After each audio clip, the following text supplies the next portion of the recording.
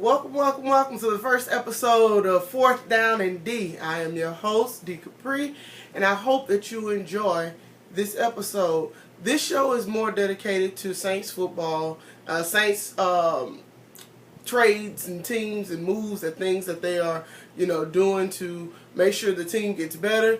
I am representative of a small community of black women who actually love football, who really know a lot about football. And it's not too many channels, not too many YouTube stations, not too many podcasts who actually are dedicated to being that channel. So this is where you're going to get it. This is where you're going to get that unique take from that black woman who keeps it real, who loves her Saints, who is just indebted to football, right? So first things first. I'm going to tell you a little bit about me. I grew up watching football. My dad was a huge Saints fan. I used to sit on his lap, used to scream at the games, didn't really know what I was screaming at. But at the same time, it became part of who I am. It keeps me close to him. He passed away in 2010. Keeps me close to him. I kind of feel him when the Saints doing good, Saints doing bad. I kind of talk to him a little bit whenever sports are, involved. This past year, I had to say a lot of prayers to get past the Minnesota Miracle. Everybody bow your heads. We're going to take a little time. God help us with this one. We got to get past it. So this year, the way we're going to get past it is that we're going to go to the Super Bowl and we're going to win it in Atlanta. How are we going to do that? First things first, let's start off with this Bucks game. So we are, and I looked at the sheets, a 9.5 point favorite. Let me look at my notes here. A 9.5 point favorite over the Bucks. I'm not a betting woman, but if I was, I would take Saints and the points. That's just me. I think this offense is going to be more high-powered than it was last year. We're going to miss Mark Ingram. Now, personally, I'm not a big Mark Ingram fan. I've never been a big Mark Ingram fan, but he has turned the tides with Alvin Kamara in the backfield. He needed somebody to push him. But last year, he proved to me that he was an NFL running back. He was truly an NFL running back. We're going to miss him over the first 4 games. Now, we have Alvin Kamara, Boston Scott, who we drafted from La Tech. I think it was a 5th rounder. And then Traymon Edmonds. And we just signed Mike Gillensley from the Patriots, who had a really good year last year, but he got pushed out of the backfield in New England last year. So we just signed him to the roster. Hopefully, they can hold down the fort until Mark actually gets back.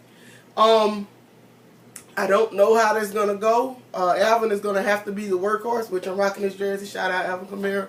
Hopefully he can handle the workload. We don't work him too much. But, we want to spread our offense out a little bit. Drew Brees. Drew has been consistent as consistent gets. He's going to always be Drew Brees. He's going to be accurate. He's going to be timely.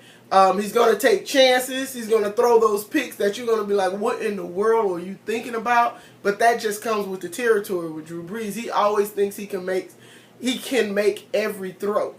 I'll take it. His accuracy percentage is top of the league. So yeah, I'll take it. As far as our defense goes, our linebackers have never been more athletic than they are this year. This excites me. Craig Robertson really impressed me through the preseason. I thought he was on the bubble. Maybe he was on the bubble, but he showed us that he shouldn't be. Manti Te'o last year shocked me too.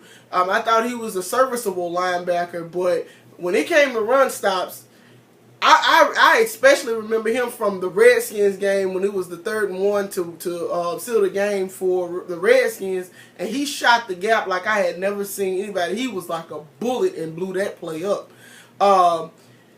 I'm excited to see like all of our linebackers together. Demario Davis is who we needed as a leader. You remember when Jonathan Vilma came from the Jets in 2009? Yeah.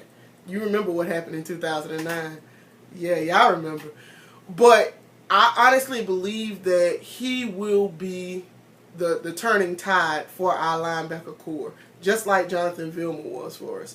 I'm excited I know they're going to be fast. They're going to be quick to the ball. Finally, maybe we can cover a tight end or two because we're known for not being able to cover tight ends. But yeah, so as long as our secondary holds up, which, last year, Marshawn Lattimore, I don't have to say anything about him. He was clamp. He was locked down. He had the handcuffs on everybody. On your favorite wide receiver, he put them in the lockdown cell down there on Tulane in New Orleans. It was over. So hopefully he comes through again sophomore season. I don't want to see a sophomore slump from him.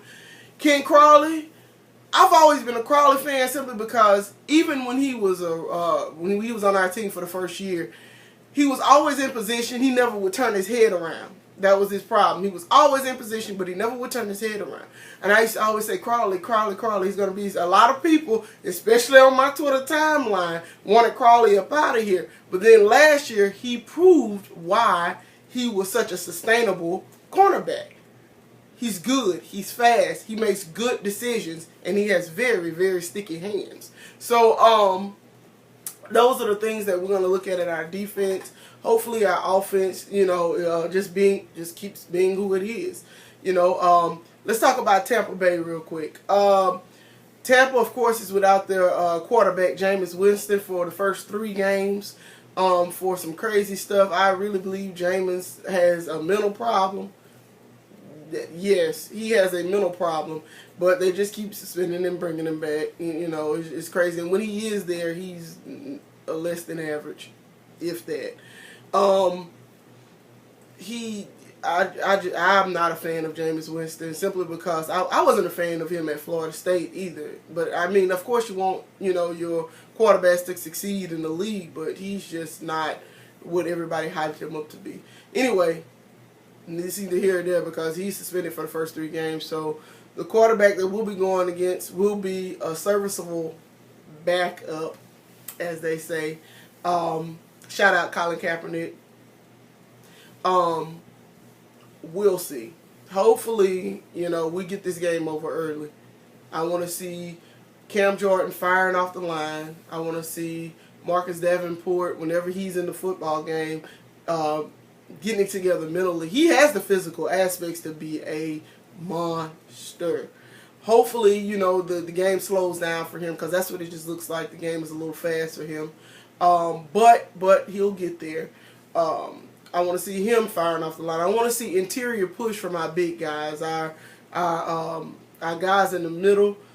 Hopefully we could get that done with Big Sheldon Rankins and all of it. Amyamata. I don't know if I'm saying his name right. I don't know if y'all even know how to say his name, but he's very strong.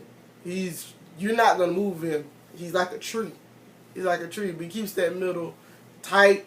He keeps it compact. Make sure that push gets there. I'm taking the score this week, 38-3. I don't think Tampa scores a touchdown. I don't think. I'll be shocked if they do, but I don't think that they score a touchdown. That's just my prediction for this week. Y'all go ahead and drop in the comments down below. Y'all score predictions. Make sure y'all tell me why that it's going to be what it is. If you're a Tampa fan, tell me why it's going to be the other way. I'm not discriminating against y'all. Y'all tell me why I'm wrong in this video.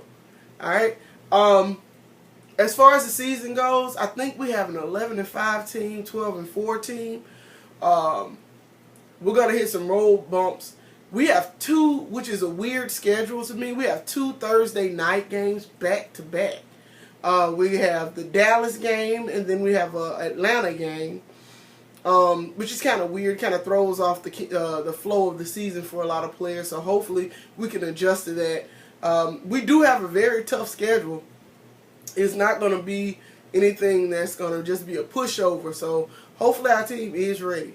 I pray that our team is ready because I'm excited about the season. I know that you guys are. We talk about it a lot on Twitter. Follow me on Twitter at Saint Soldier. Instagram at Saint Soldier, same thing. Make sure you are following all of the podcasts that are out there.